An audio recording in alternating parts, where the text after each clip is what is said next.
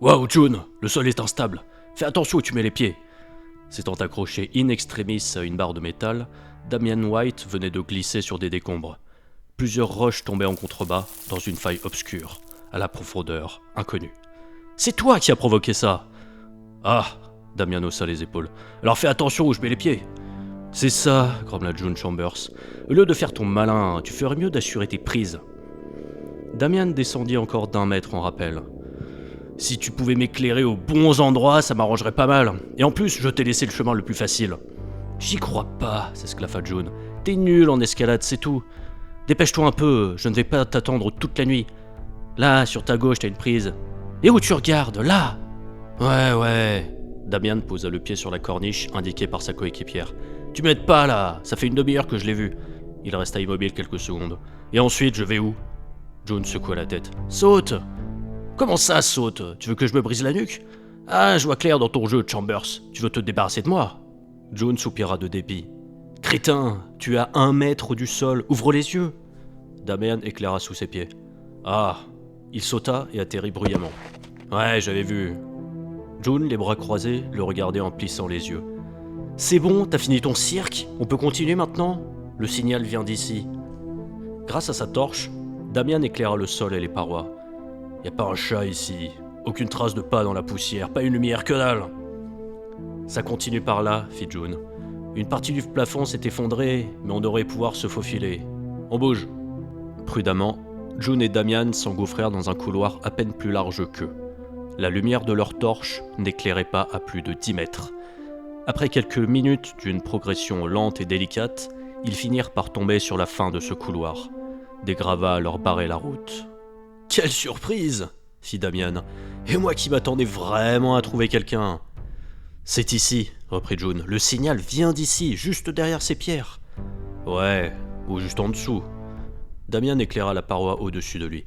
« C'est quoi ça? Une trappe? Une grille d'aération ?» June tourna la tête dans les directions indiquées. « On dirait, oui, les murs sont étrangement intacts, toute la zone aurait dû s'effondrer. »« C'est une chambre forte !» répondit Damian. « J'avais raison, ça devait être une banque. » June lui jeta un regard excédé, un sourcil levé. « Ouais, » reprit Damian, « c'est peut-être toi qui l'as dit la première, t'es une chef. Tu veux bien m'épouser? Si tu la boucles définitivement, peut-être. Aide-moi à dégager ces gravats. » June, tu plaisantes là. Damian la regarda droit dans les yeux. Ces rochers doivent peser 1 tonne. Et puis, même s'il y avait des gens à l'intérieur, ça fait un bail qu'ils sont raides morts. Qu'est-ce que tu veux qu'ils mangent? Des lingots et des billets? June Chambers agrippa un bloc de pierre et le tira vers elle. On n'en sait rien du tout. Je ne partirai pas d'ici sans en avoir le cœur net. Mais bouge-toi enfin, donne-moi un coup de main. Damian soupira. Tu sais, normalement, ce qu'il y a de bien avec la fin du monde, c'est qu'on n'est plus obligé de faire les tâches ingrates du quotidien. Normalement, les banques, c'est un endroit où on ne fout plus les pieds. Et toi, c'est maintenant que tu veux en braquer une. Je te jure, j'aurais mieux fait de me prendre une balle aujourd'hui. June se tourna vers lui, les sourcils froncés. Il n'est peut-être pas encore trop tard. Dépêche-toi. Ouais. À 3. 1, 2, 3. Les 2 coéquipiers mirent près d'1 heure à dégager le passage. Damian White avait cessé de se plaindre lorsqu'il s'était rendu compte que, derrière ces gravats, se trouvait une porte blindée fermée. La curiosité avait rapidement pris le pas sur la lassitude. « On y est presque !» fit Damian. « Il faut pousser ce rocher encore un peu plus pour pouvoir ouvrir la porte. » Ça devrait être bon. Oh, souffla June. J'espère qu'on n'a pas fait ça pour rien. Il faut ouvrir cette porte. Il y a des électroaimants sur ce genre de truc, non? Damian fit une grimace. Ouais, avec mon matos, j'aurais pu faire sauter les verrous électroniques, mais la console de la porte est complètement bousillée. Je peux revenir demain avec ma scie plasmique, mais ça risque de me prendre un temps fou. Il me faudrait une perceuse avec un forêt de diamante de 25, mais... Damian fut coupé par un étrange bruit métallique provenant de la porte. Il tourna la tête vers June. « C'était quoi ça ?»« Hein ?» fit June. « Tu peux revenir demain avec tout ton merdier si tu veux. Mais l'ouverture manuelle d'urgence, ici, c'est quand même un peu plus simple. J'ai déverrouillé la porte, à toi de l'ouvrir. » Damian eut l'air circonspect quelques secondes. C'est quoi ce délire? Depuis quand une banque place un dispositif de déverrouillage d'urgence à l'extérieur de sa chambre forte? On s'en fout, siffla June. Allez, ouvre-la, je te couvre. June braqua son fusil d'assaut en direction de la porte. Doucement, Damian posa la main sur la poignée et tira le bâton vers lui.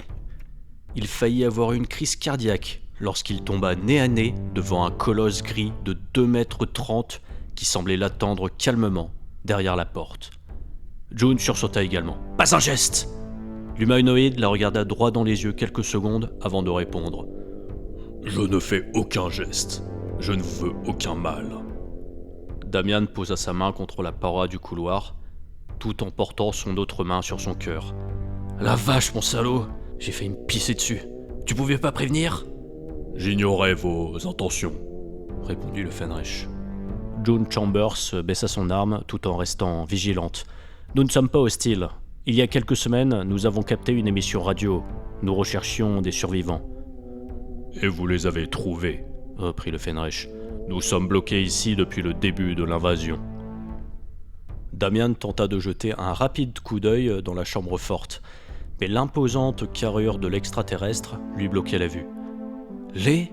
Vous êtes combien là-dedans ? Et comment vous avez fait pour survivre aussi longtemps dans une foutue banque ?»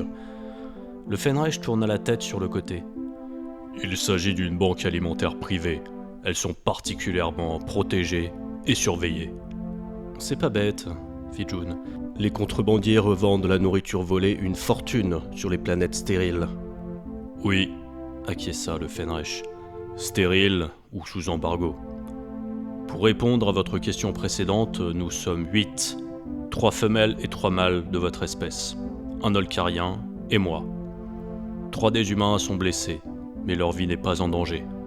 Une jeune humaine est enceinte et son état est légèrement préoccupant, selon le diagnostic de notre médecin.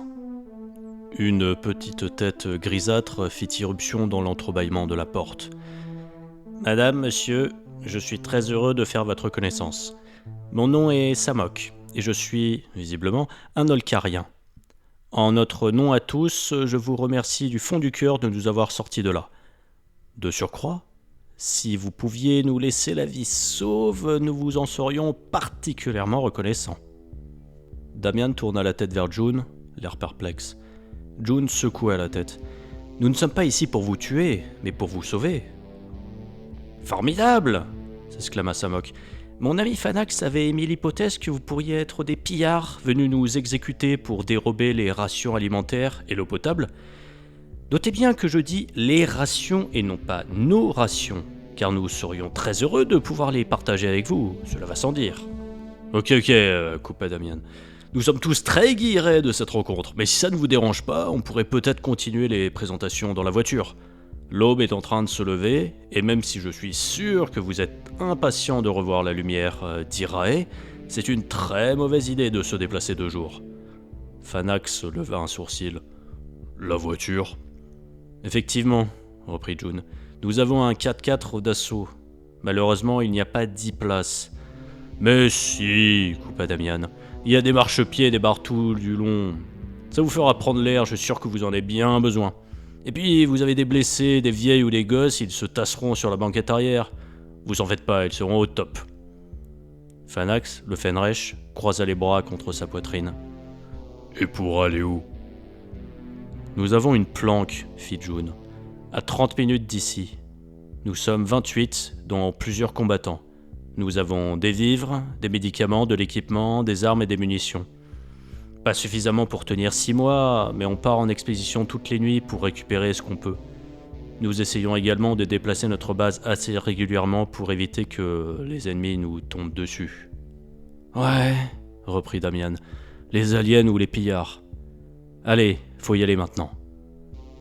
Les survivants humains étaient sortis de leur cachette et s'étaient regroupés derrière Fanax.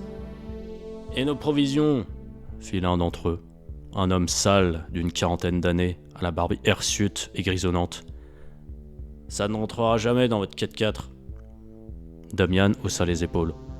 On les récupérera un autre jour, votre trou à rats n'est pas facile à trouver. Mais dans ce cas, pourquoi on ne resterait pas ici ? C'était un autre rescapé. Une femme dont le bras était maintenu en écharpe par un bandeau de fortune. « Mais parce que votre trou c'est une tombe !» reprit Damian. « Tous les jours, il y a un gratte-ciel qui s'effondre dans le coin. Ce qu'il y a au-dessus de vos têtes, c'est une sale tour en ruine. Jusque-là, vous avez eu de la chance qu'elle tienne encore debout. Mais ça ne... » Damian fut coupé par un grésillement sur l'appareil d'interception radio de June. Elle le sortit de sa poche précipitamment et jeta un coup d'œil à l'écran. D'un seul coup, elle devint blafarde. « Ah non !» June releva lentement la tête vers les autres. « Ils approchent. »